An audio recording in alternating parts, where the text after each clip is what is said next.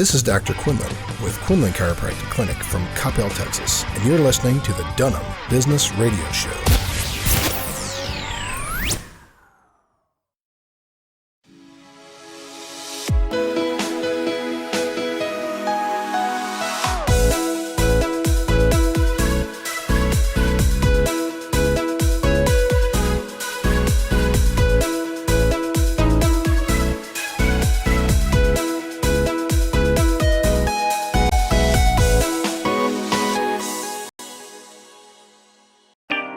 Hi there, this is Lori Dunham with Dunham Business Radio. We won the 2019 Gray Bowl Show of the Year. We also got an award for community service, and I can't thank you enough for all of your support. We are on the next level, and we're going higher, and I can't do it without you, and I'm so grateful. Thank you so much, and stay tuned in.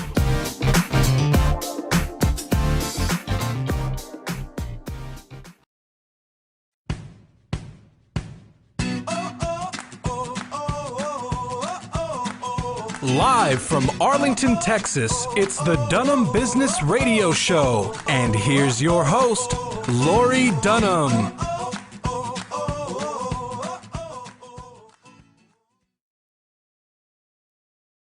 I'm your host, Lori Dunham, and I am so excited you're here. I really appreciate you taking the time to tune in. Tonight's guest is gonna knock your socks off. Let me tell you. She's got some tips and tricks and techniques that are going to save your family. And I'm not kidding. She knows what she's talking about. She almost threw bread and almost went to jail. So we're going to talk about that. But I want you to please make welcome. As you know, we're doing the International Summer, and we have young people from around the world who are joining in to help me co-host. And so tonight, making his very first debut here on the show, is Mr. Dennis Baumann. He is from Germany. Welcome to the show, sir. Hello. Hello. Hello. I'm so happy that you're able to join us. Me too. So, where in Germany are you?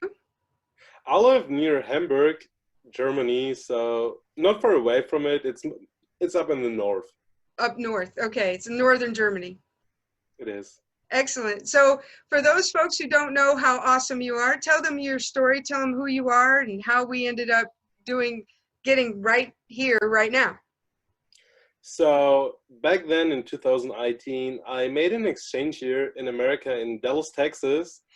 And then I was a guest on Lori's show. And well, yeah, then we connected back now, and now I'm a co-host here.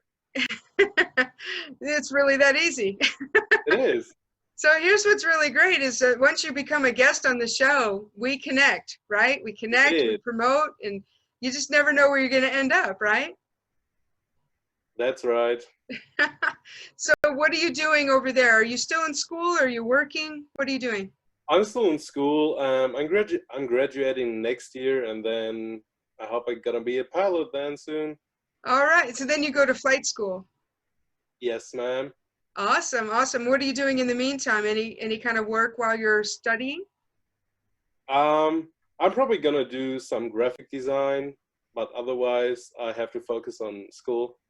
Okay. Okay. Graphic design. So you create what? Logos, flyers, videos, things like that? Yeah. Doing a lot of logos and business cards, stuff like that. Okay. Usually. Awesome. Awesome. Well, hey, digital work can be done remotely, right? So it doesn't matter that you're over there and we're over here in the U.S. I can send people your way. So to the audience, if you know someone who needs some graphic art work done, graphic design, Dennis is your man. So just send an email to DunhamBusinessRadio@gmail.com, and I'll make sure you guys get connected, because that's what we do. Right on. So listen, there's still time. Please ping your friends, right? We're about to introduce you to this amazing guest we have tonight. Dennis, are you excited about our guest tonight? I'm really excited. She's so nice. That's right. And she's going to give us some really great tips, right? She will. Yeah. So ping your friends, make sure you're starting a watch party with us, or you're sharing this video, you're putting your comments in the box, because our guest is a wealth of knowledge. And let me just ask you a question, or just kind of focus for just a minute, and imagine a household where the children have not been yelled at since the pandemic began. Imagine that. Imagine that. Our guest tonight, Jeanette Hargreaves, used to lose her temper every day, but she got help. And now is the founder of tempercoaching.com. She helps others control their temper too. And even during the pandemic, this is my favorite part, she's kept her patience, and the kids haven't been yelled at since 2018. She's a public speaker and a parenting coach. She helps parents, but she also helps singles and couples manage their temper.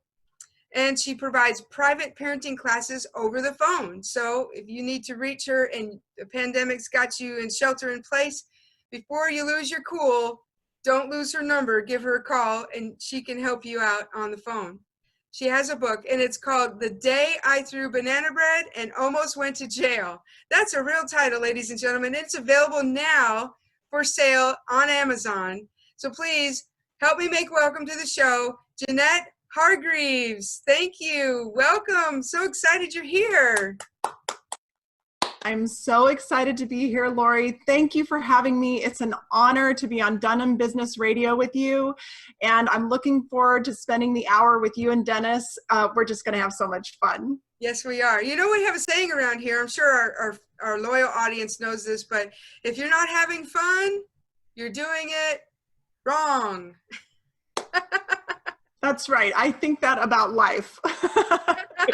Especially about the show. And I've always said, if I'm not having fun doing the show, I'm just going to stop doing the show, because I won't put out something boring or mediocre. I won't do it. So the fact we're still on the air means we're still having fun. So that's what's the great part about it. But enough about me. This is about you. This is your show. So Jeanette, please introduce yourself. Tell everybody about you, a little bit about your journey. How did you get to, throwing bread to now helping others not throw their bread? Yeah, absolutely. My story kind of starts quite a long time ago, and it actually starts in broadcasting. Oh, goodness. Look at that. It does. Yeah, when I was in high school, my first job was working in radio. Oh. And I used to work for radio and television news, and I became a news producer over time. And in the early 2000s, I kind of looked around the newsroom and I thought to myself, I'm exposed to this bad news every single day. And I got to the point where it laid so heavy on my heart and I couldn't be a news producer anymore. And so I decided I wanted to be part of the good news, whatever that meant. So I went back to school. I went and I worked in the public schools for a little while. I also worked for some churches, and I ended up literally with my master's in divinity, and I had the opportunity to become an Episcopal priest. So talk about working for the good news, right? Sometimes that's what we call it, right? When you're a Christian, you say we work for the good news sometimes. That's right. That's right. But my husband and I, we live in Austin, Texas, and the bishop said, we have too many priests in Austin, so we're going to have to move you. And I said, you know what? I don't want to move. So what I want to do is I want to try to go into business for myself. And so after I graduated seminary, I launched this business. And initially I started out working with people who are sort of stressed out. And eventually I niched it down into this niche where I help moms and dads who lose their temper. And the reason is because I used to lose my temper every day. My dad growing up, he lost his temper every day. And, I was doing the best I could. And I thought that's how you were supposed to raise respectful, obedient kids. But, I had this nagging thought in my head every night as I went off to sleep. And I thought to myself, this just doesn't feel good to me anymore, Lori. This yelling and these spanking my kids, it was like, I felt guilty about it. And I thought, I need to do something. I need to change this. And so I got some help from coaches, from counselors. I used my seminary degree and all of my knowledge. And it's almost like I broke out of this bubble. And this bubble is a lot of the people I was connected to, they also lost their temper, or they knew a friend who lost their temper every day. And I discovered there was this whole group of people and families that don't do that. And, as soon as I broke out, I was like, wait a minute, I want to help as many people break out of there, as I can. And I tell you, when I'm out there, when I'm spreading the word, the good news that we don't have to yell at our kids anymore, sometimes people will just come up to me and say, Jeanette, you're an answer to prayer. I went off to sleep last night just praying that I could learn how to stop yelling at my kids. Oh, wow. So this is really my ministry, even though what I do is not religious and what I teach is not religious. Sometimes I call myself the Mr. Rogers for moms. Because Mr. Rogers, he was a Presbyterian pastor. So, I have my master's in divinity, and I'm kind of like a priest for the people, There you go. I like that. I like that title. I'd like that title. Yeah. So I'm so happy doing what I do. So let's talk a little bit about your technique. Like when you find a parent, whether a single parent or a couple, right? And are you kind of like the dog whisperer? You kind of observe first, or like the super nanny, you observe and you take notes and you video and then you analyze and you come back and go, okay, here's where you could do things different, here. Is that how you do it, or do you have your own technique? Yeah, I have my own technique. And first I listen. I listen to people's struggles. And then I have them create a vision. What do you want in your life? Because for some reason, the human mind has a tendency to focus on what you don't want. So I help them focus on what they do want for their family. And usually what they do want is they want calm. They want respect. They want a family with values. Mm-hmm. These are, they want to laugh. The families that I work with, they want to have fun too. So that's what we're working towards. So I have them create a vision, and then I teach them practical, very easy techniques to do along the way. Usually around a 3 to 6 month period is when I'm teaching them. And then they practice with their family, with their kids. And then we check in. I say, okay, how's it going? What's the good stuff that's going on? And what's the bad stuff? Let's celebrate the good and let's work on the bad and get you to where you want to be. So how do you approach it when the parents are all in, or maybe, say you have a family of 4 and some are in for it and some are not? One is in, one is not. How do you solve that division, that gap? Yeah, that's a great question. So it only takes one, Lori. Oh. Only one person in a family. If one person is motivated to change, their change can have a ripple effect in the entire family. Wow. And the important thing that I say is there's no pressure for the other family members to change. Absolutely no pressure, because if you put pressure on somebody else to change, you get this fight, this resistance. You get a power struggle. Right. Yeah, right. And that's not going to cause anyone to change. So let me give you an example. I coached a mom. She wasn't losing her temper, but she was interested in eating more healthy foods. And so for a while, she decided that the whole family needed to eat healthy. You can hear where this is going, right? Yeah, I can kind of picture where this is going. Yeah. Yes. And so, of course, she encountered this resistance from her family, and she gave up altogether. She was like, well, they're not going to eat healthy, and I'm not going to eat healthy. And instead, what I told her, Lori, is I said, this is how you do it. You eat your healthy food. Maybe the fridge for a while has your food and your family's food. And there's absolutely no pressure on anyone else to eat your food. And so maybe some other family members will come around over time, and maybe they won't. But either way, she's happy. She's eating how she wants to eat.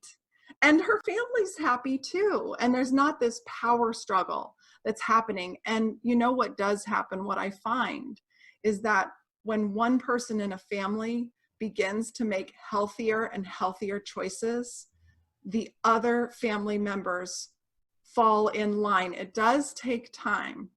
But let me give you an example. So about 6 months after I decided I'm going to stop yelling at my kids, it took about 6 months, but my husband came to me and he said, you know, honey, you can tell this to your clients. He said, what I realized is that threatening the children, work in the short term, but it's not healthy in the long term. And I was like, woo, we're doing it, you know? That's awesome. Yeah. See, I personally, I'm a recovering control freak.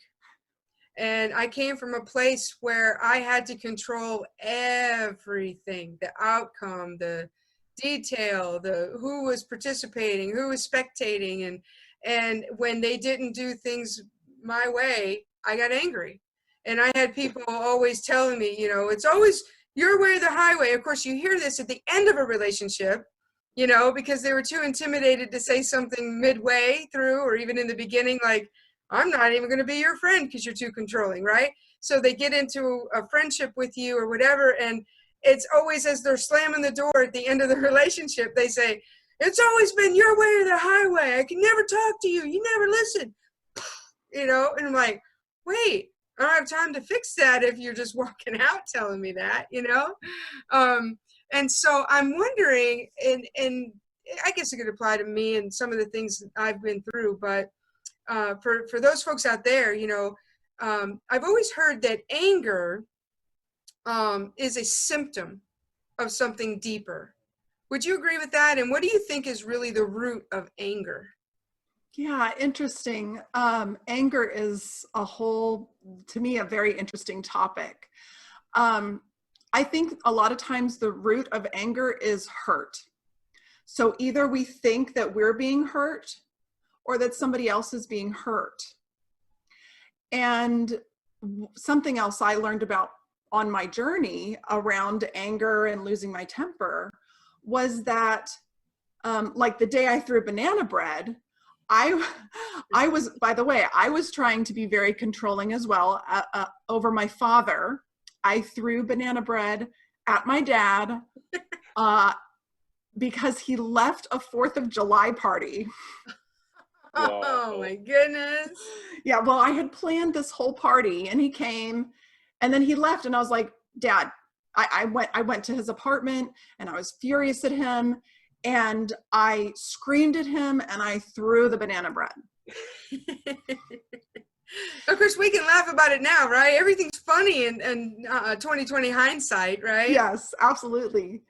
Well, and you know, you wouldn't think it, but I did get in very big trouble that day. And I'm not going to tell your listeners what exactly happened or how I got in trouble overthrowing the banana bread. They're going to have to read the book. I was going to say, don't give it away. You got to read the book. Yeah, I won't.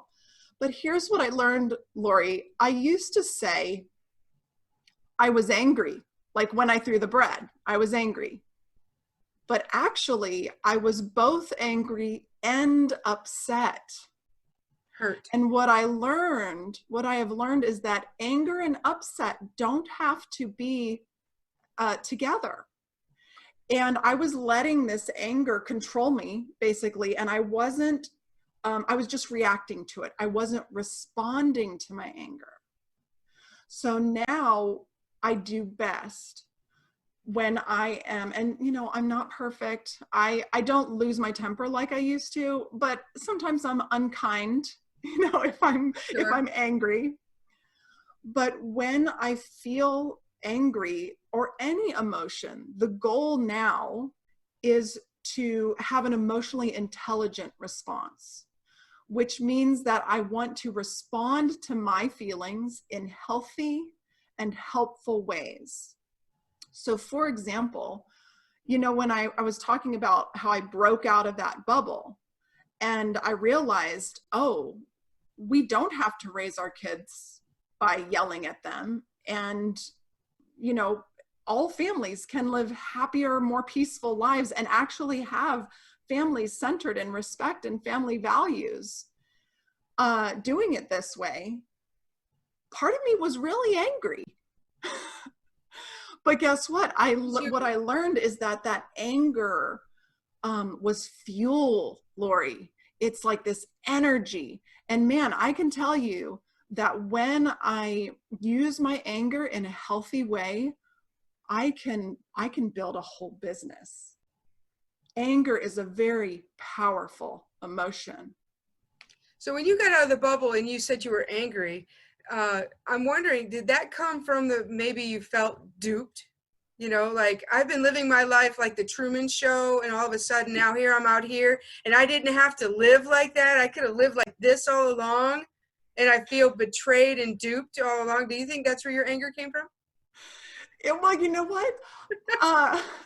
It does feel like the Truman Show. That is so funny.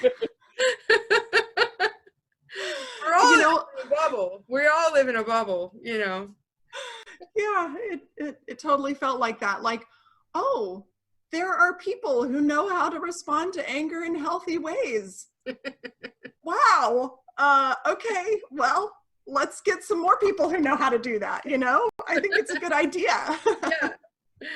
Right. There's a community of healthy people and they get angry, but they don't show it. And so let's talk about that, right? So in my journey, I've run across lots of people who get angry. Woo! I grew up in a household where it was verbally abusive. It was a verbal anger all the time. There was a lot of threats all the time. Rarely was there physical. Sometimes, I'd say maybe 2 or 3 times in my life, at least living at home, there was physical confrontation, but for the most part, it was just verbal. Like just asking at the dinner table to pass the salt turned into World War IV. We just went past World War III and went right to World War IV just because we asked for the salt, or whatever the case might be. It didn't matter the trigger. The outcome was the same, and that was screaming and yelling. And it could be, I could give you example after example, but that's not the point, right? So what I'm wondering about is people learn to deal with air quotes, right? They deal with their anger in a certain way. So there's some people who explode, right? You push their button, and then boom. And then, they're yelling at you, right? And that fuse could be really short, or it could take several days, months, whatever. And then they're beating on you saying, remember what you said to me 6 months ago? Bam! They held on to it, and then they explode. And then there's the imploders who say, I'm not going to show my anger, how angry I am. I'm just going to be sarcastic. I'm going to do zingers. And, somebody told me once I had zingers, that I was the queen of zingers. And I was. Boy, I could be sarcastic, and I could cut you like a knife with my words, And when they brought it to my attention, I didn't understand, Of course, I was sarcastic in their feedback, and I wasn't open to getting feedback because I was a control freak. So, so I've run across people who handle anger differently, different types. What are some of the types you've encountered, and how do you help those individuals? I'm sure they have different treatment plans. I say treatment plans, but different tactics and techniques for different types of anger. What are some of the things you've been exposed to? Yeah, absolutely. Well, first, Lori, I want to say I'm so happy that we're talking about this. Oh, yes. And I'm so happy that like you're sharing your stories. I'm sharing my stories. I think Dennis is going to share a story with us. I will. Yes. And here's why I'm so happy. Because Mr. Rogers from Mr. Rogers' Neighborhood, he said something. He said, if it's mentionable, it's manageable. Mm. And something I've found, even before talking about the anger, there's a step that has to be overcome. And the step is shame. It's this thing that I used to do where I would scream at my kids behind closed doors, but I would never do it in public. Right. Okay. Right. So when and this is actually happening right now because this book is new, it's come out, and people who've known me for a long time are shocked. They are shocked. They're like, because the subtitle of my book is True Stories About How I Used to Lose My Temper and How I Learned to Stop. Wow. And they're like, That's strong. Yeah, they're like, you used to lose your temper? You know, I mean, I worked in a church for 9 years. The people that I worked with, they had no idea. Now, back then I didn't have children, but I used to lose my temper with my husband. I threw a plastic cup at him once. I once threw a block of cheese at somebody's head because they weren't listening. Ooh, cheese. I think I'd be like, angry. I think it was like sharp cheddar or something, you know, the block that you have to cut up yourself. And man, I opened up the package and I was cutting or something. And I don't remember what the whole situation was about, but whatever it was, they weren't listening. And I just whizzed that thing across the kitchen and it went right past their ear. And I didn't see anything wrong with that, you know? And they turned around. What are you doing? Do you need medication? Oh my goodness. Yes. Okay. So cheese is awesome. Like I'd be like, hey, pass it here, you know? But here's some pro tips, y'all. If you must throw something, I spoke with one woman who threw ketchup. She said ketchup is a very bad idea because it ends up on your ceiling. It's like very messy to clean up. Don't do it. Don't do it. Another woman, y'all, she threw her cell phone. Oh, no, don't do that. Very expensive losing your temper moment, throwing your phone, you know, like if your phone's there, pick up the pencil nearby, you know, something else. No. But yeah, you know, to go back to your question about anger, you know, I think the best thing we could do is actually toss it to Dennis a bit and talk about his experience. And then I can maybe coach him a little bit. And I think you're going to get some of the ideas about how we approach this being upset and ways to turn it around. What do you think? Yeah, that sounds like a great idea. Dennis, are you up for it? I'm down. All right. Yeah. So let's do it. I will give you all an example. Usually when I'm leaving the house, my mom is always asking me, where do you want to go? Who are you chilling with? Whatever. And it really, really annoys me that she's asking it because I'm a grown up. I'm not a child anymore, but it's still the same. So it really annoys me and it makes me so crazy. I could yell at her every time for that. Okay, great. Yes, great story. And it's always good. Sometimes it's good to think about a moment when you're irritated or something that annoys you because it's a little bit, it's not like your worst moment ever, you know. True. Let's work on something that's more persistent and maybe a little easier. So, okay.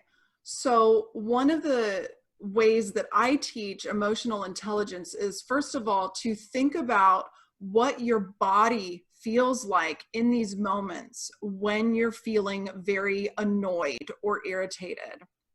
And it's very, very helpful. And there's actually research now that shows that globally, humans tend to feel our emotions in similar ways. So for example, if you're feeling sad, many people feel like they have a lump in the throat. When you're feeling nervous, a lot of people feel an upset stomach. So let's see if we can pinpoint what your annoyance or your irritation feels like. So try to put yourself in that moment, Dennis, when your mom is pestering you. Okay, can you feel that irritation? Like you know, like you're gonna yell, can you feel it? It makes me angry. It really, like, that the pressure in my head goes up. You know what I mean? Like the pressure in my head goes up, like. That's right. Very good. The pressure in your head. That's why we have the volcano emoji. Okay. Because a lot of people feel that pressure in their head. Sometimes they feel heat too. Okay. Can you feel some other things? What else do you feel? Like maybe in your jaw, neck, shoulders, or your fists? Yeah, I can feel in my fists, like that. I'm like, I really want to like put them together and just like, you know. Yes. Go to my mom sometimes. Yeah, a lot of people. That's right. So a lot of people feel tension in their fists, like they want to punch something. All right. Yes. Anything else? Anything maybe, or in your legs, or even your butt? Sometimes people feel tension in their butt. I could sometimes feel like the same feeling in my legs, but it's not usual. It's like, you know, it's not common. Yeah, so like a tense feeling in your legs. Mm-hmm. Yeah, so that's also, a lot of people feel that way when they feel irritated, and it's kind of like you just want to run. So you have so you have a lot of things going on. You have this, your head feels this pressure, your fists feel like they want to punch something. Some other people sometimes will also feel their jaw get really tight, or their neck and their shoulders get really tight. Okay. Some people will also feel a tightness in their chest, like a shortness of breath. Mm-hmm. Like they feel like they can't breathe when they're really irritated. Okay. So now I'm going to coach you through the steps that I teach people. All right. Okay. So the first step is to notice your physical sensations. I call that the button. Okay. Okay, that your button's being pushed. Mm-hmm. All right. So if you can notice, oh, this is what Jeanette and I talked about. The pressure's building up in my head. I can feel it. All right. And if you can name your feelings even in your head, what would those feel? We talked about irritation, annoyance. Is there any other language you would use? It makes me angry. Yes, angry. Good. Okay, so then the goal is to maintain your composure or maintain your calm. And one of the keys to this, Dennis, is that this way of losing our temper, we can think about it like a habit. It's a habit that can be broken. Okay. And it's kind of like a little addiction that we have. Because when we lose our temper, oh my goodness, we get all this adrenaline. It's very exciting and a little scary, but sometimes we like being scared. You know, and so maybe even your mom has this habit with you unconsciously. So first, let's think about this as a habit that not only you have, but somehow your family is also supporting this habit. Do you see that? Yes, I do. Okay, awesome. So then you want to maintain your composure. When you when you have a habit like this, you need habits to replace it, right? So emotional intelligence is one of the keys. And emotional intelligence basically is being able to identify your feelings and to respond to them in healthy and helpful ways, like I've talked about. Mm-hmm. Another habit that you want to develop for yourself is the ability to calm yourself. So I'm going to teach you a very simple technique, and we can do this together. And all the folks who are listening at home, watching at home, do this. If you can, if you're in your car, pull over and do this with us. You're going to see it can make a big difference. So I call this the perfect yawn. And yawns are actually designed to calm your whole body down. That's one of the reasons we often yawn in the evenings before bedtime. And not only that, does it help calm our nervous system down and our muscles and our body down, but it sometimes can also help people around us feel calm as well. And sometimes, like you look at a pack of lions on those nature shows, when one lion yawns, do you ever notice maybe another one yawns and another? I think it's the same way with humans, right? You see somebody in the store, they're yawning, and all of a sudden you're yawning.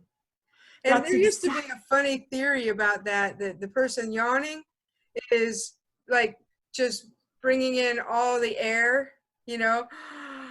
And so now you've got to yawn to get your own air because he took your air. And so it's perpetual, like just a chain reaction kind of thing. That's a ridiculous theory. It's not true, but you know, it's what we think. I love it. No, that's lovely. That is funny. Okay, so here's the perfect yawn. This is the very next step. You want to loosen your jaw, maybe give your head a little shimmy, and go ahead and yawn. We'll all do it together. You want to open up the back of your throat. Give your head a shimmy. Sometimes when you're yawning, you have this really natural pause. And what's happening is your diaphragm is waiting to release. So it's okay if you kind of wait halfway through the yawn and wait for that perfect moment.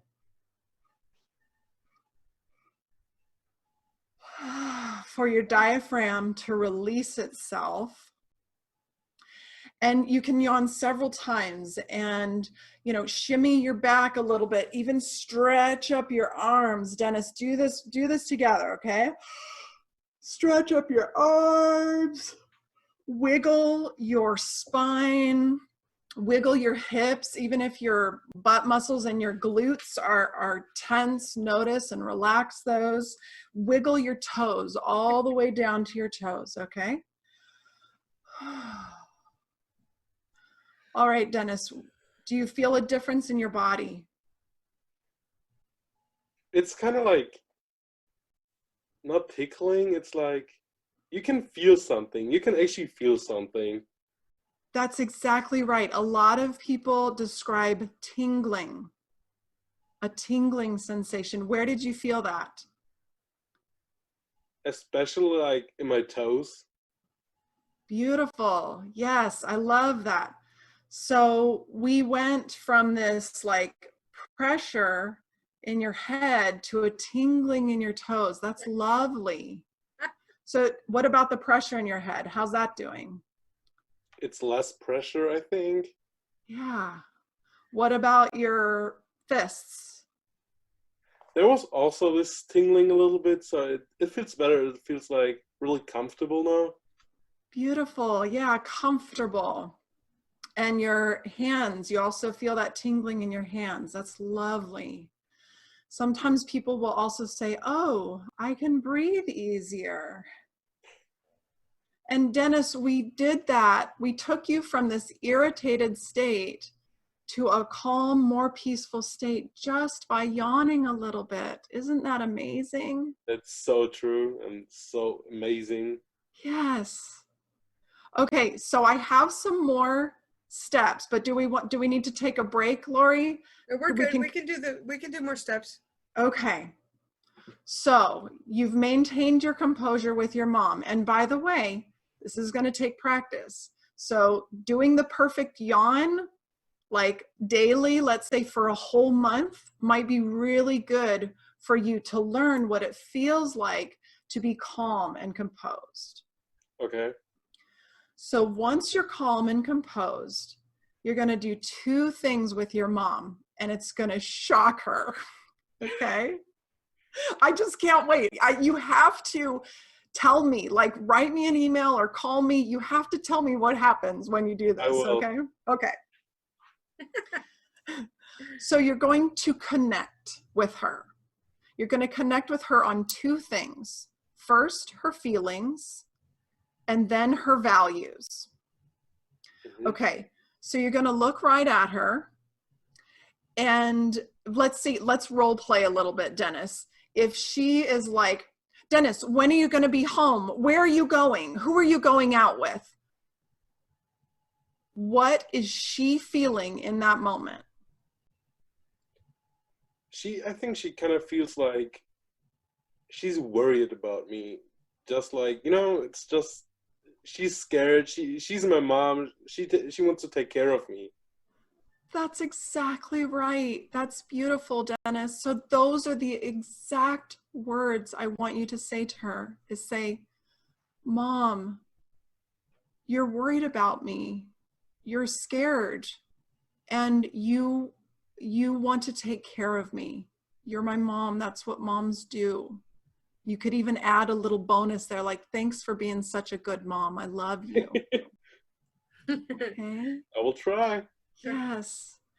And you kind of naturally did the next thing, which is to, underneath those feelings of worry, Dennis, your mom has values. And you kind of already mentioned this, but what is she valuing in that moment when she's worried?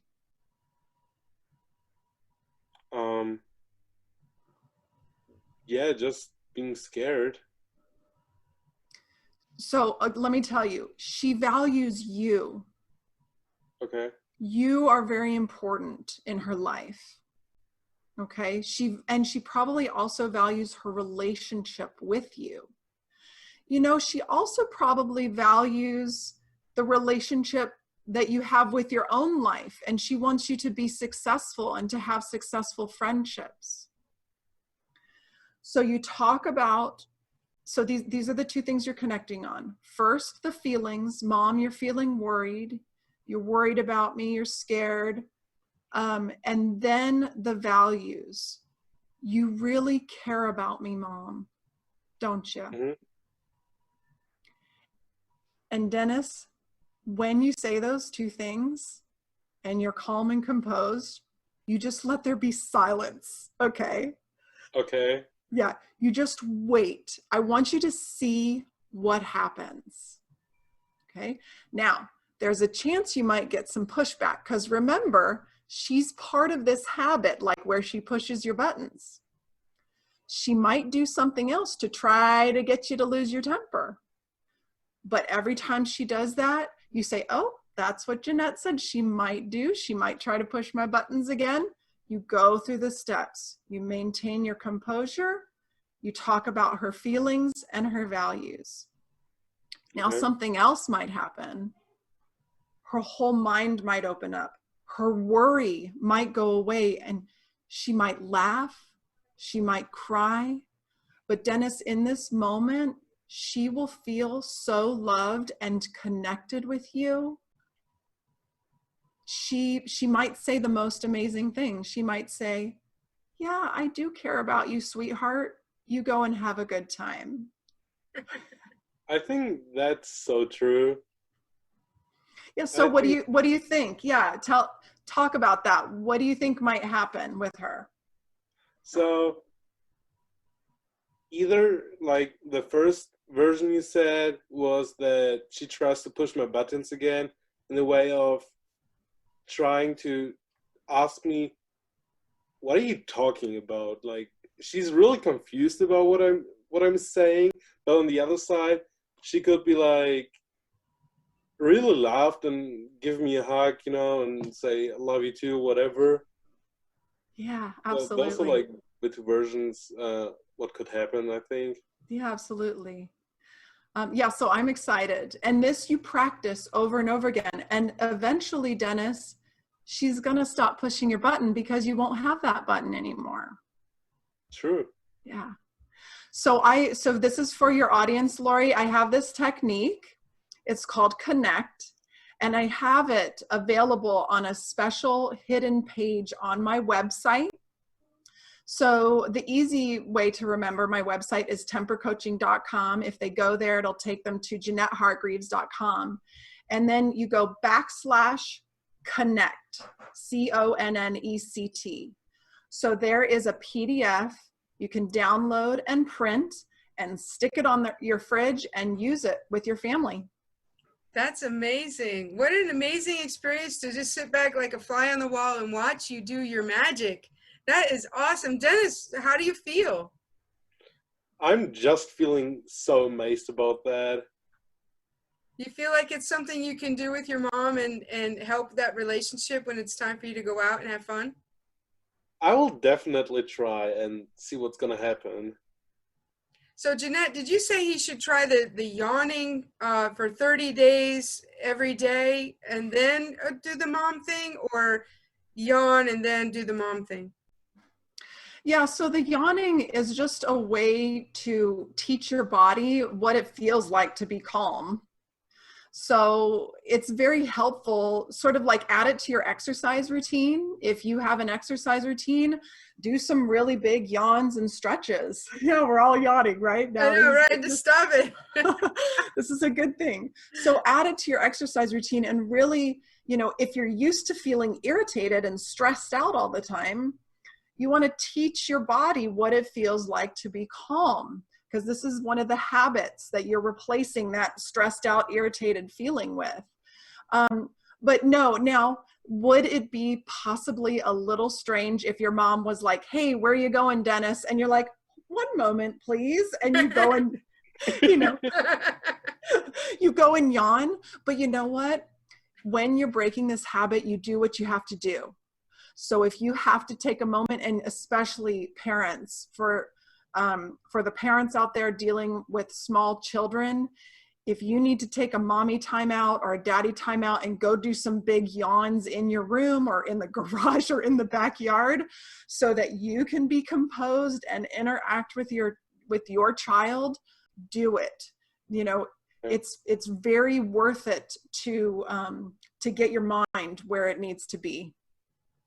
And so I heard like counting to 10 is helpful, right? And that's the first time I've heard it called mommy time, daddy time, because normally you put the kid in timeout, like get out of my space, but really you're the one with the problem.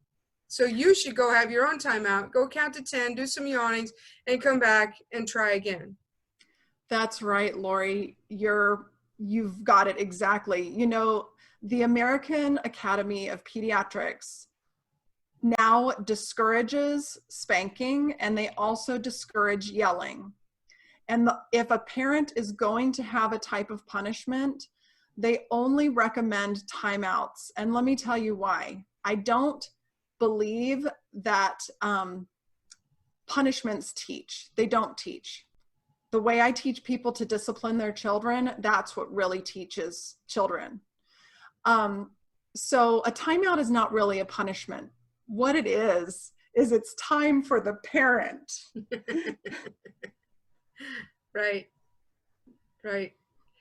So there was another technique that I encountered once. It's actually called time in. Have you heard of time in? I haven't. So time in is very similar to time out, but it's where the parent and the child stop. And you take your child and you hold them. Now, I'm not talking like a teenager. I'm talking like, the little ones. You hold them and you help them feel safe. And you stop what you're doing too. Like if you're in the middle of dishes and they're acting up, you're turning off that water, you're drying your hands, and you're both sitting down and you're just embracing one another. You're hugging one another. And you're just not saying a word, no words. You just hug, and you just feel the emotions that you're both expressing. And the child might be crying, but eventually after, I think it was 5 minutes, you set a timer, you're like, okay, time in, let's go, sit down. And you just feel those emotions heart to heart and what that feels like. And after 5 minutes, you then can speak and you can say, are you feeling better? Use your words, say how you're feeling to me right now, and let's talk about it.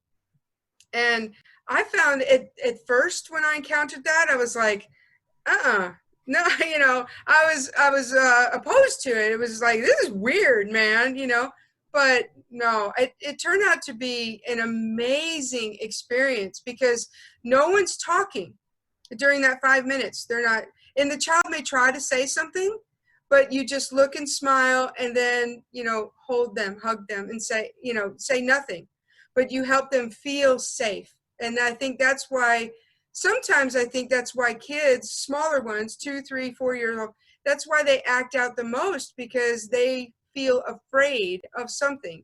They're afraid of being abandoned or afraid of not having your love or attention. And so they act out. And this is just a way to embrace them, help them feel safe. And for the parent to have their mommy time out at the same time, and it's not a punishment. And if you time out a child or something, it's almost like they're doing something wrong, rather than saying, you know what, we're both having a conflict right now. We both need a timeout. Let's just not talk. Let's just hug it out. What do you think about that? I know you've never heard that concept before, but what do you think about that from your professional opinion? Yes, Lori, that is just beautiful. Okay, and can I just say, this show is gold for for families, for friends, for couples. Can everyone in the world just tune in today, because you just gave another brilliant, simple technique that can help families feel safe. And yes, in a healthy family that has respect and values at its center, self-regulation is taught and practiced so that everybody feels safe. Yes, and then and I talk about you mentioned the feelings part, and I called it emotional intelligence, and that's what helps people feel loved.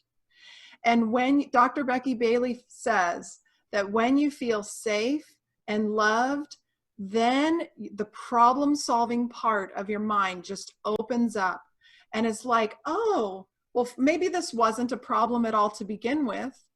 Or, hey, I just thought of 3 different ways to solve this problem where everybody wins. Yeah. So yes, I just love it. I'm so thrilled. This has been brilliant.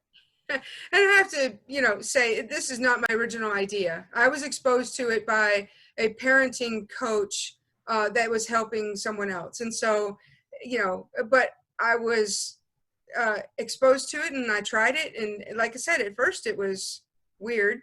But then, it was like, this is natural. This feels normal. And even now, thinking back when I was growing up and there was a lot of that verbal abuse and that lot of screaming and yelling and, confrontation morning, noon, and night, it was like you couldn't breathe without fighting, and I just got to thinking that maybe none of us felt safe. And it's almost like the fight or flight syndrome, right? Where, you don't feel safe, so you're going to run away, or you don't feel safe and you're going to fight. And so maybe really the root of all of my dysfunction is that I never felt safe, and therefore I was always defending, and they didn't feel safe, so they were always fighting. So I've just solved our genealogy issues for our entire generation. So to all my cousins who are listening out there, this is the problem with our family right here. None of us feel safe. So go hug somebody. And I'm going to do this. Yeah, I love it. Okay, so we're going to give our sponsors an opportunity to say hello, but while we're on break, I want you to go to Jeanette's website and go to that hidden page and download this Connect I want to say experiment, this connect technique for your family, because you know what? You're just one tactic away from a peaceful home. And if this does it for you, imagine a life where the kids aren't being yelled at. I mean, how amazing would that be? Imagine a family where you feel safe and you don't fight anymore. What would that mean to you and your family? This could be the first step right here. So, Jeanette, what's your website again? Tell them how to find this secret weapon on your secret page. Absolutely. The easy way to get there is you go to tempercoaching.com, and it'll take you to my website, JeanetteHargreaves.com, and you go to /connect. It's going to get you this secret weapon that's going to change your family's life. So go do that during the break. Of course, keep your ears listening for all of our sponsors so they can say hi to you.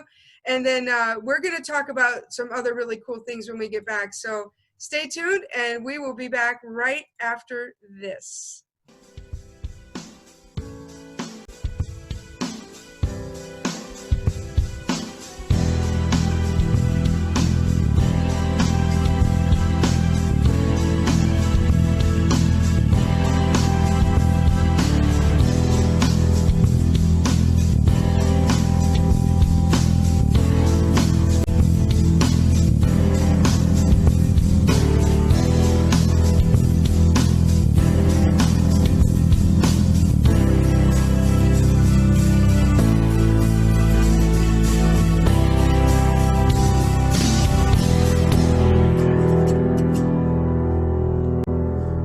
This is Jessica Anderson with Faith Forward Nurse Aid Training Academy, and you are listening to Dunham Business Radio. Hi there, this is Lori Dunham with Dunham Business Radio. We won the 2019 Gray Bowl Show of the Year. We also got an award for community service, and I can't thank you enough for all of your support. We are on the next level, and we're going higher, and I can't do it without you, and I'm so grateful. Thank you so much, and stay tuned in.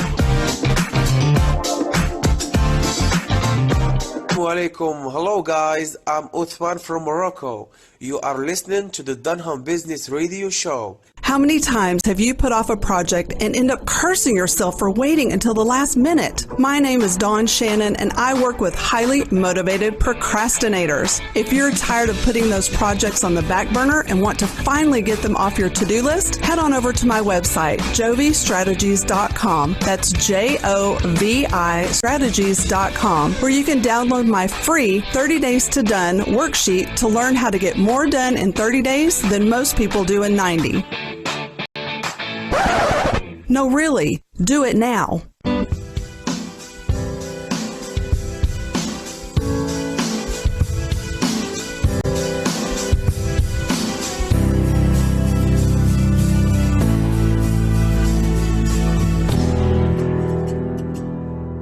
And we are back. Thank you so much for tuning in, hanging out with us tonight as we are talking to Jeanette Hargreaves.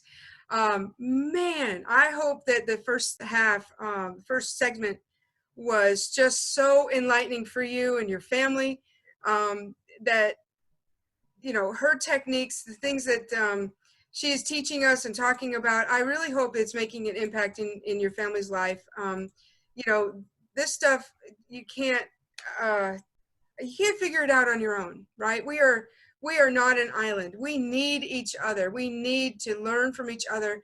And, you know, Jeanette has a calling. This is what she does. This is her life. So, you know, please tell your friends and your family, your coworkers, people you know who have children who are frustrated. This pandemic is worldwide, and so is this show. So, you know somebody, send them the link to this show and help them help their families, because healthy families have healthy families. It's perpetual. It's a ripple effect. And so this is an opportunity to put a different pebble in the water and create different ripples that lead to healthy families. A healthy family leads to a healthy world. I know that sounds idealistic, but really it does start with you. So I just encourage you, and listen, if you got questions for Jeanette, drop them in the comments. She's going to be monitoring the comment box over the next couple of days. So if we don't get to answer your questions tonight, that's okay. She's going to be there. She's going to be engaging, answering your questions. So, please pay attention to what is important to you. What is your heart saying right now in regards to this content, this topic? It's so helpful, and I hope you're finding it helpful. It's really what our goal is here at the show, is to bring you value. And please share this out there, share the video. And so I want to bring Jeanette back onto the show. And Dennis, of course, Dennis is still here. So he's hanging out with us too. He's not run off to the hills just yet. But I want to bring Jeanette back on. And Jeanette, I have a question in regards to the previous clients. Can you give us some examples of maybe some outcomes that were really positive, that just even surprised you, because when you've been doing this for a while, the outcome's kind of all the same, right? Because you're following the technique and the process, and everybody's doing the same thing, and then you get pretty much the same result, almost like an assembly line, but it's customized, right? But has there been anybody that just like followed the steps, but then their impact, their change in their family was so like mind-blowing that you just like, this stuff works? Yes, absolutely. Lori, what you were saying about how healthy families have healthy families, that's right. What we're doing here is we're creating those ripple effects.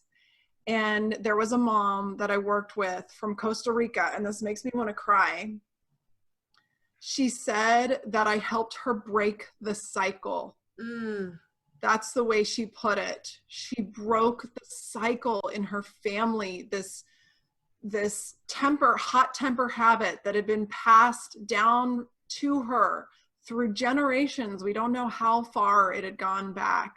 And, sure, there's lots of ways to talk about it. Like you mentioned, maybe it has to do with stress, but it's this unhealthy response that we're having to it, right? That creates this household that feels unsafe. And so for her to say that she broke the cycle, it's amazing. And honestly, it just makes me feel very honored to do this work. There was a little girl who came up to me. I had worked with her family, and I saw them unexpectedly. And Dennis and Lori, she said, this makes me want to cry too. It's okay. You can cry on this show. It's perfectly fine. We're talking Kleenex, so go ahead. We don't really, but no, it's okay. I know. She said, are you the person who helps angry moms? And I said, yes, sweetheart, I am. And she told me, this was a little girl, maybe 7 years old. And she said, Miss Jeanette, I used to get really angry with my dolls, but I don't do that anymore because we are being kind now for me and for generations to come. Wow. From a 7-year-old girl, she even had the hot temper habit with her dolls. Wow. Wow. I mean, in general, the families that I work with, I notice that they laugh more. Oh my goodness. They become very good at solving problems, or maybe what was a problem, it just doesn't bother them anymore. And I've also heard people say, it just feels like a big weight, just like Dennis earlier in the show, like he felt more at ease. That's how people feel more often throughout their days and with their children, is they feel more at ease. They feel like they've had a weight lifted off of their shoulders. They're living happier lives, Yeah. Wow. That feels amazing. That is amazing. It's incredible. I mean, we're changing lives here, I mean, doctors will operate on you to save your life. Well, Jeanette is the doctor for your anger, right? We're going to remove that cyst and replace it with something that doesn't, that belongs there. I don't know. That's a bad analogy. But No, I love it. We'll stitch it up. We'll stitch it up. You always have the memory, and that's something else. That shame, the overcoming shame around it, it's this big healing process. And this is something that's important for everyone. And even for my own life, is that I believe that the people who are out there still yelling at your kids and yelling at each other, be gentle on yourselves. Know that you are doing the absolute best that you can. I was doing the best I could when I was yelling at my kids, and so was my dad. And what we need to do is make it okay to talk about. And even to this day, from time to time, my kids bring up past moments. They'll say, Mom, remember that time? And I'll say, yes, sweetheart, you're right. I did just lose it. Or I, screamed at you, or I spanked you. And I'm sorry about that, sweetheart. I love you. And wow. it's just okay to talk about. That's really amazing. Yeah. And so I would like to just kind of do a rapid fire kind of thing. Okay.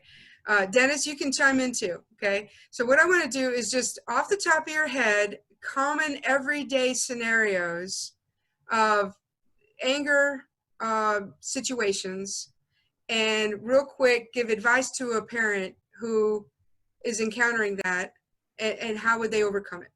Are you okay with doing that? Jeanette, are you okay with doing that? Yes, absolutely. Okay, Dennis, are you okay with throwing out some ideas for Jeanette? Yes. Okay. Okay.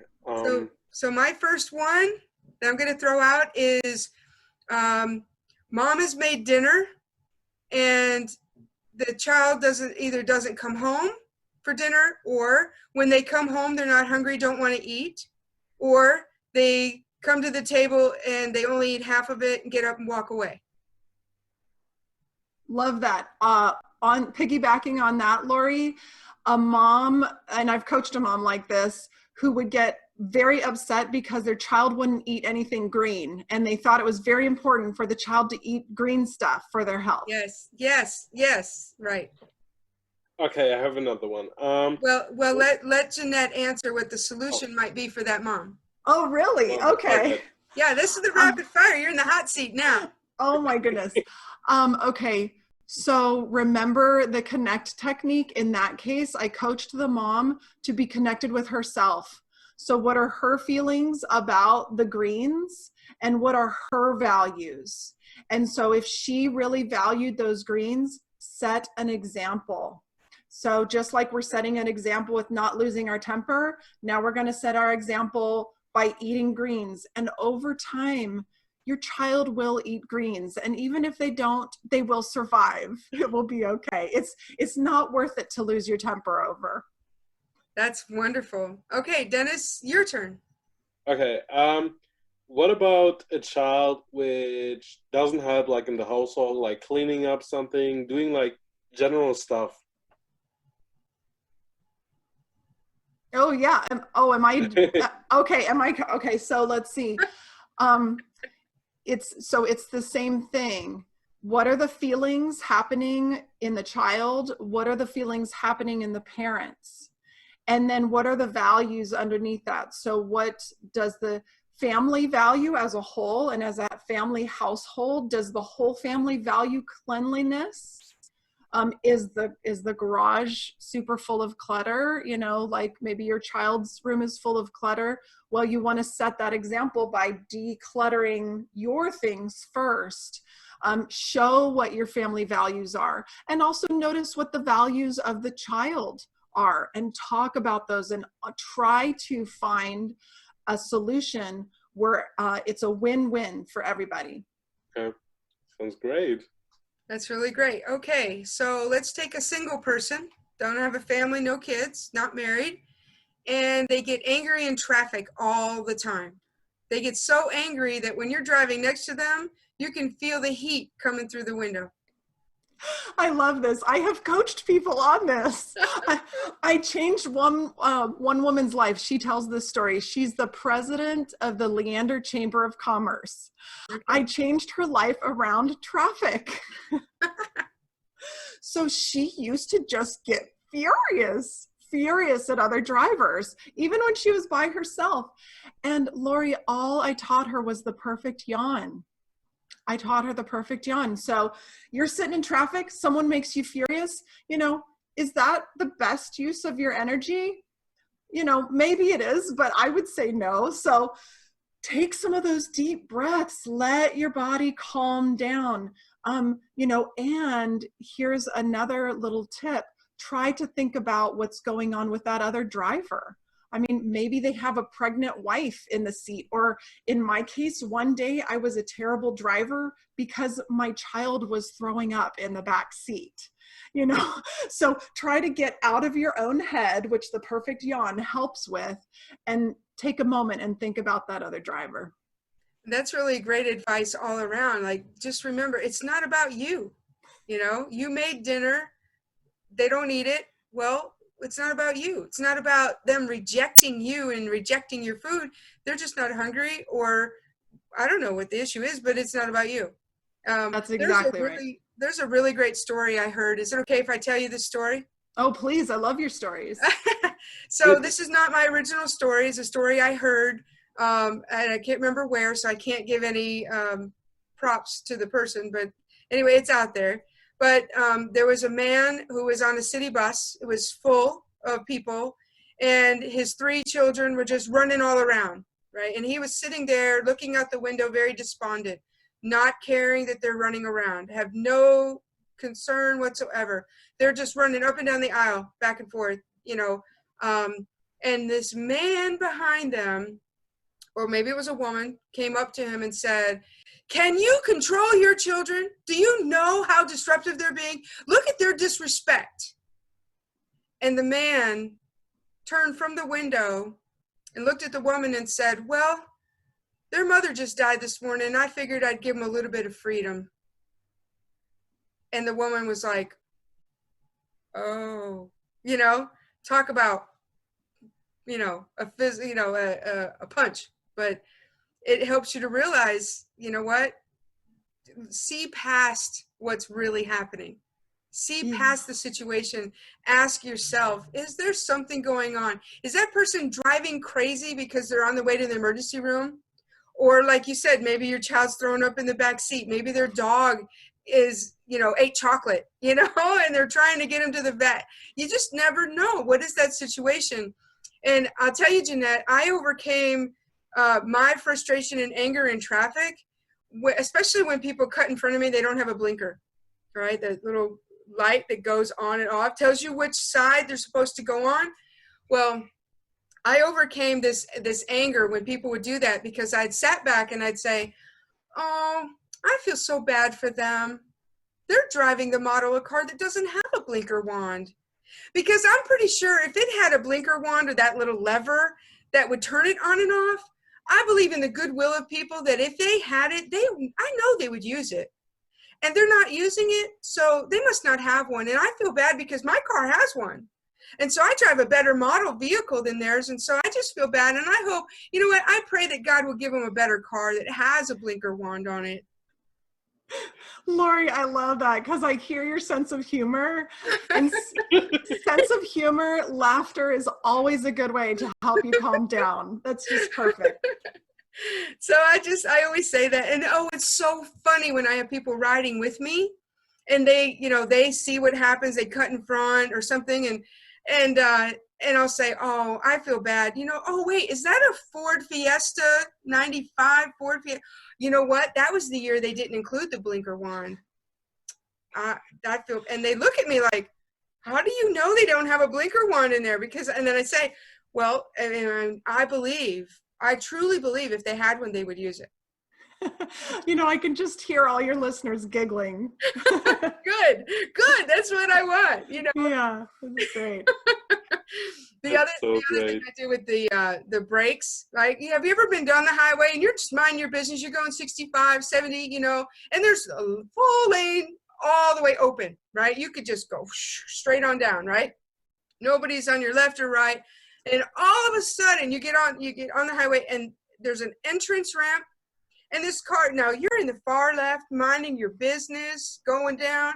And this car comes off the entrance and it goes past the first one, second lane, third lane, right in front of you, and then slows down. Man, did that used to get on my nerves, especially if I'm in cruise control, and I'm like, there are 3 other lanes here, lady. Yeah, do you have to be like right in front of me? Well, God revealed to me one day that she has a moral responsibility to slow me down so that I don't hurt myself. And I'm like, okay, that's a little far-fetched, but okay. So the next time somebody slowed me down or got in the way, I started to recognize, had I kept going at the speed that I was going, what I would have encountered ahead of me. And I would have encountered, maybe the police had radar, maybe there was an accident, a fender bender, maybe there was an object in the road. And by my slowing down, it actually did save my life. And so now I don't get angry when people pull in front of me and slam on the brakes. I don't want them to. But if they do, it's because they feel compelled for some reason to get in front of me and slow me down. And I see it as a blessing now. And I don't get angry anymore. Wow, that's so lovely. Yeah, you know what it reminds me of is the phrase, God can use all things for good. Oh, yes. So Absolutely. God can even use somebody slamming in front of the brakes for good in your life. Yeah. No, I don't like it. I don't like it when they do that. I don't mind the blinker so much anymore because you can kind of tell when they're going to get in front of you. They look over their shoulder, But the brakes, you just never really see it, and you have to be alert, But I even had that once, just side note, I had that happen once when I was really super tired, and them hitting the brakes woke me up. It gave me a little more adrenaline until I could get home. So once again, I really believe it's just God looking out for us, and protecting us from us, and just doing the things that'll save our lives so that we can keep doing what he's called us to do. And we got to change our perspective, right? Isn't it really all about perspective? You're not angry at the person, you're angry at the situation, you're angry at the deed that was done, and you're angry at the fact that you feel hurt. Sometimes we get angry at ourselves because we're hurt and we don't feel like we ought to be hurt right now. We feel angry because we feel duped, something like that. So these angers, they can all come from all kinds of sources, and we're kind of uncovering that right now. It's like an onion. You just keep peeling the onion. Eventually you'll find the root of really why you're angry. And absolutely. It can be hurt or fear or whatever. But I think anger, shame, and guilt, they're all the symptoms of something deeper. And you just got to find that something deeper, and then all that other stuff goes away. Yeah, I really used to lose it the most when I felt like my children were ignoring me. Oh, I hate that. Yes. They walk away. Right, Dennis? Well, come on now. They put up the hand. Could be me. Yeah, right. One of the reasons why your mom might be so annoyed with you is because she feels ignored. And you know what I realized? Yeah. You know what I realized is that I would really lose my temper because as a child, I felt ignored. And I had this really deep wound in my soul where I just needed someone to hear me and see me. And when my children didn't hear me and see me, it would infuriate me. And yes, Lori, just like you said, I changed my perspective and I learned, it's not about me. And usually they aren't even ignoring me in the first place. Usually their mind is elsewhere. Right. And so I learned, in the process of doing all this, I learned how to truly not just honor my own feelings, but honor my children's feelings too. And when you do that, when you honor them and their values and their feelings, guess what? They listen to you more. That's right. That's right. That's mutual respect. I think it really comes down to respecting one another. respecting that you're having a good day, respecting you're having a bad day. You're not always going to be on the top of our A game. We're like the ocean. It's ebb and flow. Sometimes we're in, sometimes we're out, you know, but we're the ocean and we're not going away. So just learn to ride the wave, baby. That's right. So Jeanette, thank you. Oh my gosh, what an amazing amount of golden nuggets we've received here today. Thank you so much for sharing with us and sharing your wisdom more than anything else. So how can people get in touch with you if they want to work with you? Absolutely. Well, the easiest way is on my website. So again, you go to tempercoaching.com, and when you go there on the front page, you'll notice there's a place to subscribe to my monthly newsletter. And this is really fun. When you subscribe, you get what I call the temper questionnaire, and I created it. There's nothing else out there that's like this. And in your email box right away, you'll receive the questionnaire, and it's going to take you through a series of questions that might even be your first steps if you have difficulty about, you know, with losing your temper in your family, or someone in your family has that difficulty. These questions might help you on your first steps to making a shift, making a change in your family. And in that questionnaire, there's a spot for your phone number. So if you want me to text you, to call you, to set up a 20-minute free phone call, we can do that. There's also going to be my book available. It's on Amazon.com. It's on Target.com. It's called The Day I Threw Banana Bread and Almost Went to Jail. So pick that up. And I'm going to have some online classes up on my website coming soon, which of course, once you're part of my newsletter, I'll let you know about that. Wow, that's amazing. I mean, look at all these resources that you have. One final question, and then we'll let you out of the hot seat. What is a gentle way to approach someone that you perceive as having an anger management problem, and letting them know that there is this resource available? You know, I get that question a lot, and I don't think there's a perfect answer because it has to do with your relationship with that person.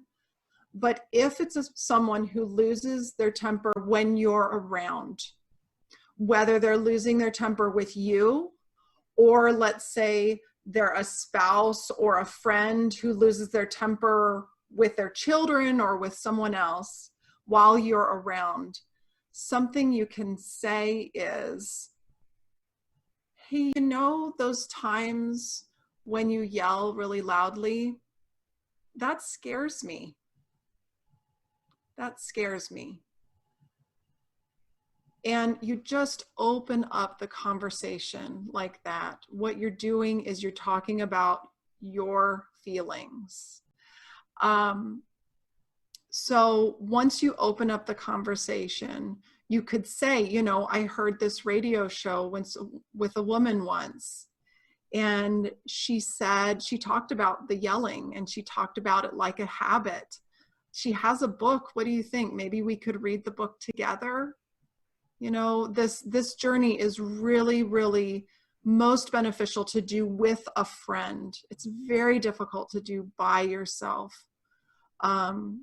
So if you know someone, you also become their biggest supporter, their biggest cheerleader, and help them be successful. So yeah, that's what I got for that. That's a great, perfect answer. Thank you so much. And I really appreciate you both being here today. Dennis, thank you for co-hosting. You're welcome. I hope you enjoyed it. Hope you had a great time. I definitely did. And I hope you learned a lot, and the skills that you were taught tonight, I really hope that they help you and your mom's relationship. And please keep us posted, okay? Come back and let us know how it works out. I'm excited to hear more about it. And Jeanette, thank you deeply for enlarging our audience and their ability to impact lives in a positive way. Can't do it without people being willing to share the way you have. And I'm honored that you're here tonight. Thank you so much for taking the time. Thank you, Lori, and thank you, Dennis. It's been a real treat to be here. Awesome. Welcome. And so this is going to wrap it up for us tonight. But listen, if you would like to be a guest on the Dunham Business Radio show, just send us an email at DunhamBusinessRadio@gmail.com and send your picture, your bio, and your personal cell phone number, and that'll actually fast track you.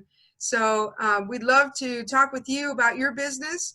And if you've got questions that you want us to talk about, if you have topics, you want guests that you want to see on our show, drop an email to us, because this is really your show. This is my gift to you.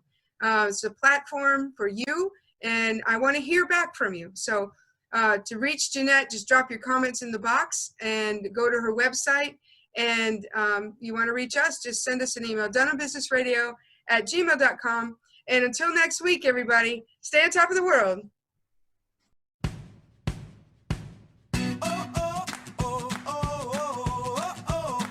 Thanks for listening to the Dunham Business Radio Show. Be sure to follow us at Dunham Business Radio and check out DunhamBusinessRadio.com for more info. I'm on top of the world, now I'm living, and the good just gets better, keeps on giving. Not even close to the end, it's just beginning. Life is getting lighter while the days are getting brighter, yeah.